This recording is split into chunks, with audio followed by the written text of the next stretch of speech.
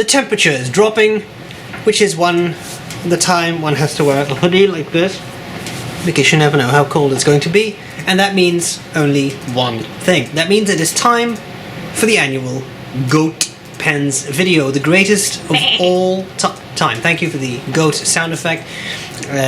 Goat pens, actually people find these videos and they are looking for instructions on how to build goat pens.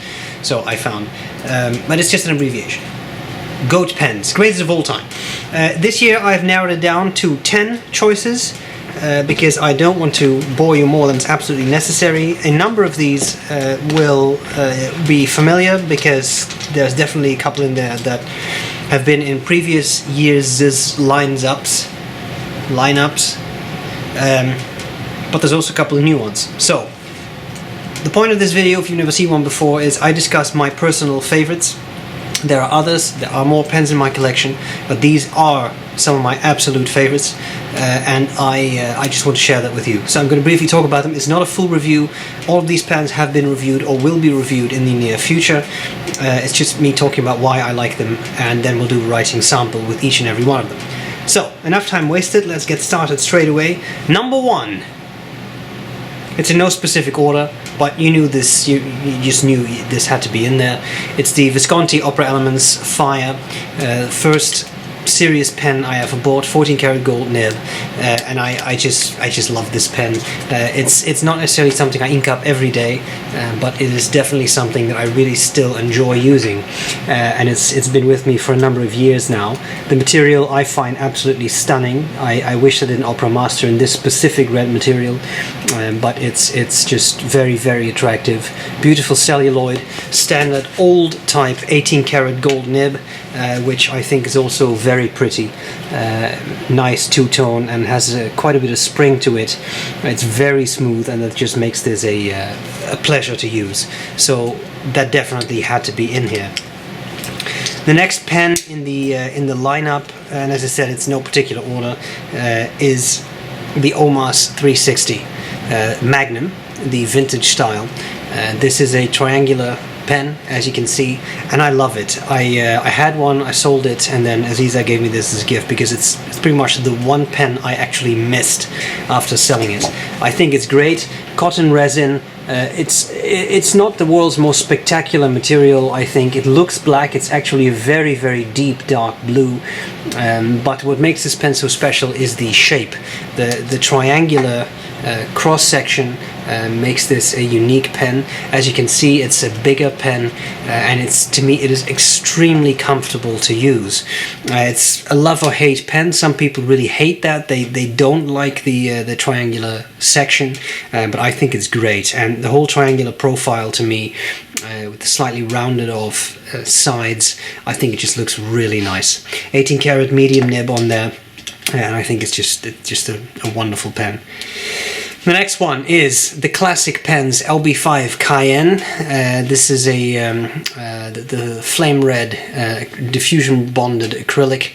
It's a super bright red pen. It's always hard to capture on camera.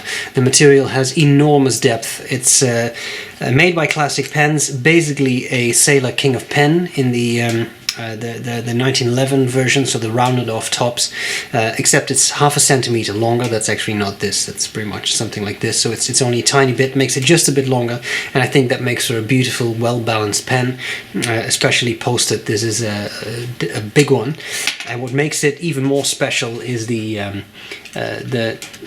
special nib on the Nagahara cross point, which is sort of like an architect, except it's two nibs welded on top of each other. So it has an extremely broad and very wet line, which I think is a lot of fun to use. The next pen I put in the lineup is one that's also been in here before. The Parker Duo Fold, and this is the Aukerman commemorative edition. They were in business for 100 years. They had these made. It's a little bit of a different orange from the regular Duo Folds. Also has the three rings. It has the passage on the finial. That's sort of like it's almost like a small mall in The Hague, where they are. The three arms of that shopping area and the center circus. And this is just, it's a great pen. It has a vintage Parker stub nib on it, two-tone 18K, which I think is a beautiful nib, has a lot of line variation, very pleasant to use, and it's just a lot of fun. Of course, I currently live in Canada. This is a completely Dutch pen because it's from a Dutch company, so it's kind of I'm considered almost a piece of home. So that's the nice thing about pens, is they have that type of, can have that type of personal meaning, which I think is very interesting. Okay, the next one in. It's blinding, it's very shiny. It is, of course, the Yardled Viceroy Grand in the Victorian finish. Solid sterling silver pen, beautiful, larger pen. The pattern, I think, is wonderful. It's hand-hammered in there. Very, very interesting. Nice 18 karat broad nib. So beautiful wet line. This pen doesn't run dry. It's very nice. It's very heavy. You can feel the weight of the silver, making it a very solid pen. I think this is a beautiful piece that I'm very happy to have in my collection, and it actually gets inked up pretty regularly. Okay, next one. Visconti Opera Master, the tortoise material, also known as the tobacco. I think this is a beautiful pen. Vis-a-vis the Opera Elements, you can see it's a considerably larger pen. I think it's a beautiful size. The material is translucent, so you can actually see the nib through the cap, and you can see the power filler filling system in there. Right now it's pretty full of ink, but you can sort of see that rod there. Very interesting, nice large ink capacity, and this has one of the old Visconti 18 karat two-tone gold nibs on there, and this was tuned by Mike Masayama, and it's an absolute joy to write now. So it'll be interesting to check this writing sample out and maybe compare it to last year's, where it was not yet tuned, and it's quite a difference, I think. Okay, I'm going to do the last of the quote-unquote old pens, the ones that have been in these videos before, and then we'll do the final three, which are all new. This is, of course, the Domeki Emperor, large pen, and yet very comfortable. I really have no issues using this pen for a longer amount of time. It's definitely big, but it's very well balanced. It's ebonite with a ruchy lacquer on top, which makes for a relatively light pen, but it's very comfortable and very well balanced. Has a giant nib. This is what Pilot Domeki calls a number 50 nib. It is a broad that someone stubbed. I don't know who, nobody knows who, but it's a very interesting pen. Has a one-way shut-off valve filling system, which means that you can sort of adjust the wetness of the pen as you write by unscrewing the back end, which is very neat. Okay, so that was the first 7, but then which other ones did I pick for this year? This pen, I think, definitely deserves to be in here because it was also launched in 2017. This is the Amando Simoni Club Bologna Extra. I reviewed it, I was very enthusiastic about it, and I purchased it after the review was sent to me for review. I saw it for the first time at the DC Pen Show, and I think this is a stellar pen. First of all, it's the Arco Bronze Celluloid, which is just an absolutely beautiful material, which I think is very cool. Furthermore, it has a vacuumatic filling system, so you unscrew the end, pull it out, sort of metal tube there, push it back in, your finger covering a little hole at the bottom of that. There's a rubber sac on the inside that compresses when the metal bar is pushed down, and then it slowly decompresses and it draws up ink, which works very well. I've measured it about 2 milliliters of ink, so it's not an enormous capacity, but it's definitely not a small capacity. The nib is a number 8 nib they call Magic Flex, which has a special modified feed that moves along with the nib as you flex it. You want not to over flex it, but it's very pleasant, definitely has line variation, and it's just a joy to use. It's also a very heavy pen. It just feels very solid in hand, and it's a big pen. I mean, it's definitely an oversized pen, I would say, bigger than the old Bologna that it was sort of based on, which was made by Omas, and of course that's why it's called the Bologna Extra. Very, very nice pen. So that had to be in here.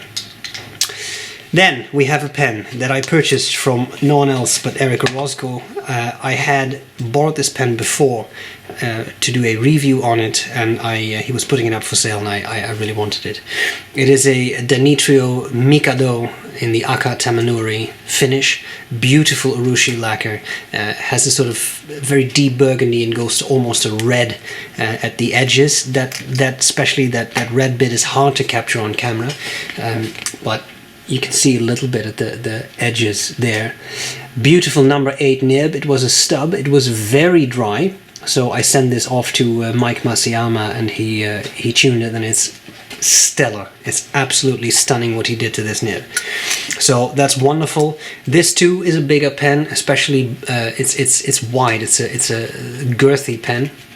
Very pleasant to use. Has the same filling system as the Namiki Emperor, so a one-way shut-off valve.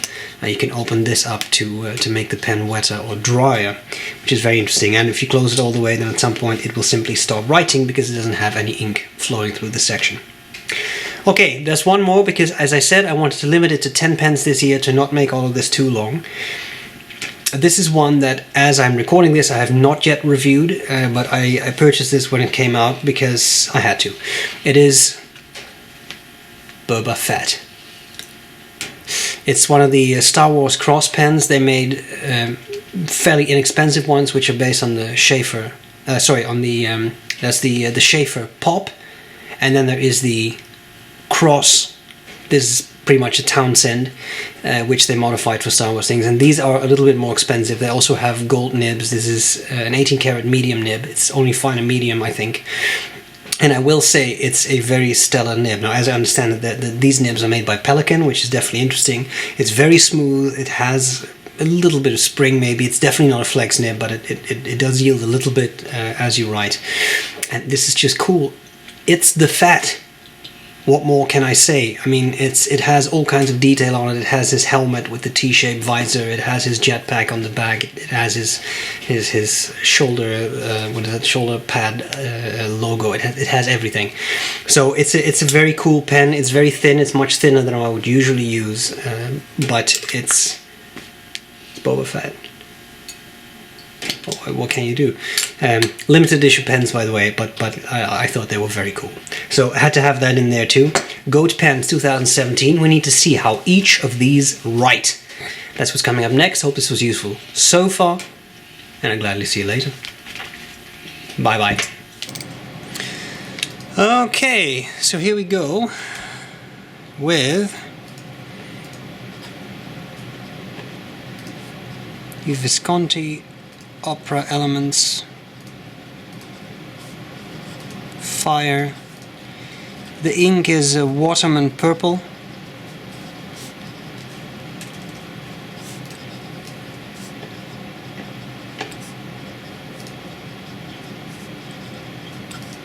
Very smooth. Writer. Definitely enjoy that one. Then we have the Omas 360 Magnum. The ink is Waterman Serenity Blue.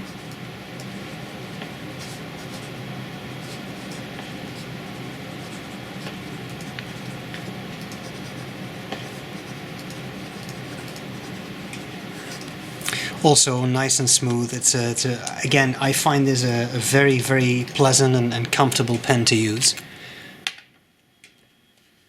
Then we have the classic pens LB5 Cayenne.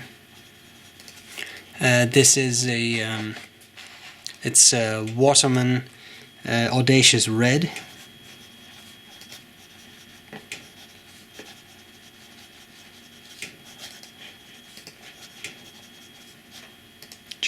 Oops. Also beautiful smooth nib and very, very broad. I mean, depends a little bit on the angle you use, but you can get very wide lines out of that. Then we have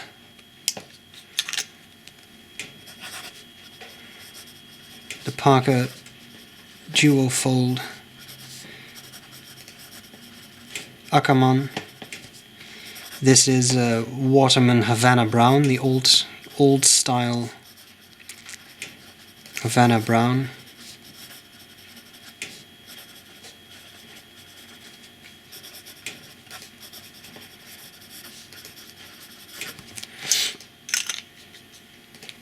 Very nice. Then, oh, sorry, this is the Yard Lead.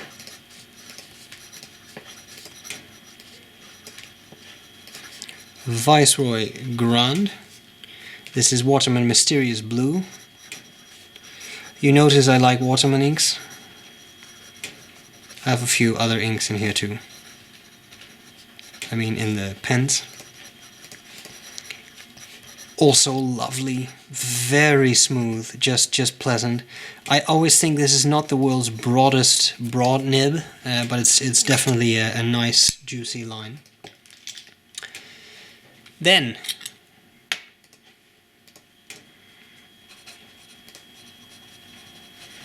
the Visconti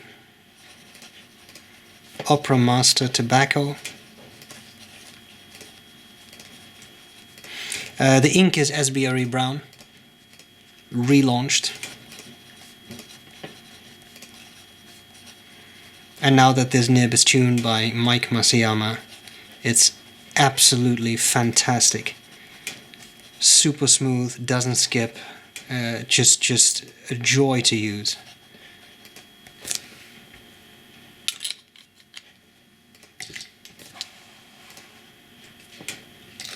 Then we have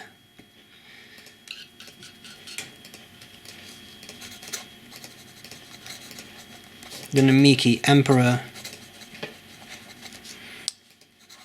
The ink is Iroshizuku Tsuji.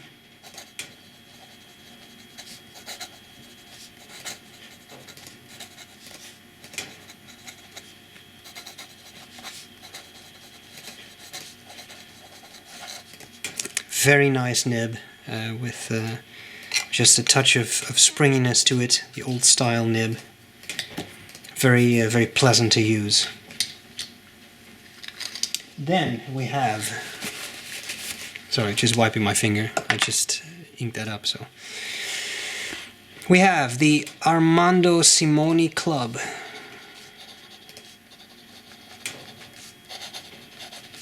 Bologna Extra with the 18 karat Magic Flex nib. The ink is again Waterman Havana Brown.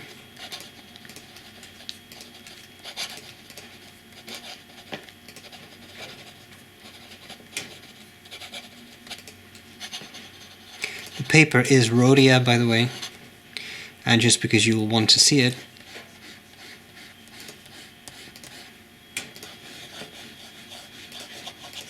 the Magic Flex does not disappoint. Okay, just going to start a new page. Don't worry, the other side will be used, but I just don't want to soil this side. There we have the Danitra Mikado.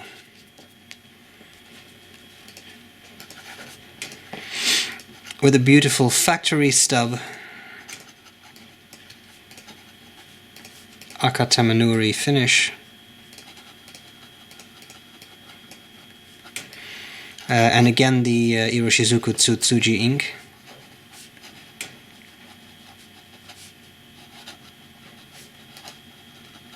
Pen doesn't skip anymore, and it's definitely a beautiful ink flow now, whereas before it was super dry. And this is just wonderful and wet without any pressure. Okay, and the final one, it is the Cross Star Wars Boba Fett. The ink is Iroshizuku Chikurin, and it's a medium 18K nib.